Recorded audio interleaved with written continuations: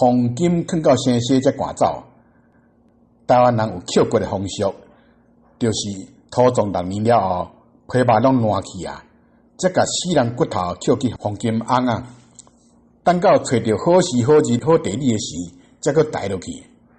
放伫黄金甕的这段时间，骨头会反红叶，搁会生出白色的菇，台语叫做生西，华语叫做发霉，这是好结掉的阴茎孙。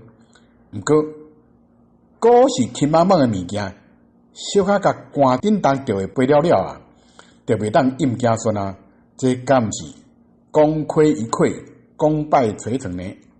是啦。我即马就是要来讲2件新闻甲旧闻，就是黄金放到生西才赶走的代志。头一件，2016年民进党执政了后，一寡台语有志就认真催促国家语言发展法的立法，嘛得到民进党立委甲文化部长的大力支持，伫即个会期顺利完成1读，看来2读、3读嘛应该顺利通过。安尼，这会期就会当完成立法，互台语会当甲华语、客语、原住民语并坐起来，得到国家语言的地位。当咱台语有志咧等3读通过，要来拍扑啊庆祝的时阵，率团来讲，国民党要求协商，照立法院的规定，安尼就要延前1个月。迄时阵会期已经结束，就要等到9月新会期才来3读。长暝搞梦，到时因要有啥物出头，咱毋知。这敢毋是黄金放到生西才赶走咧？咱咧讲，国民党无好，台湾袂好。国民党老老实实，搁证明一摆互咱看。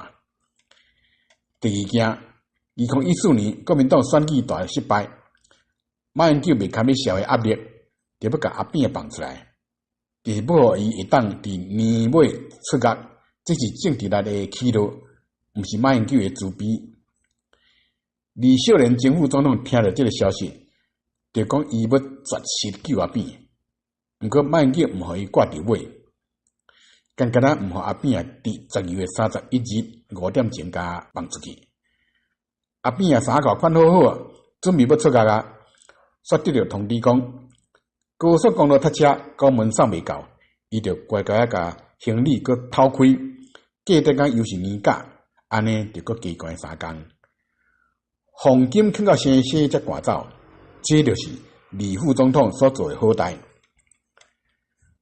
李副总统顶个月甲张善政联合声明，支持管中敏，即几日搁声明，陈菊若出来选市长，伊就要互陈菊艰苦一世人。民进党有即款同志，敢有需要敌人？我嘛有需要甲伊过去所做的功德，搁摕出来留一摆。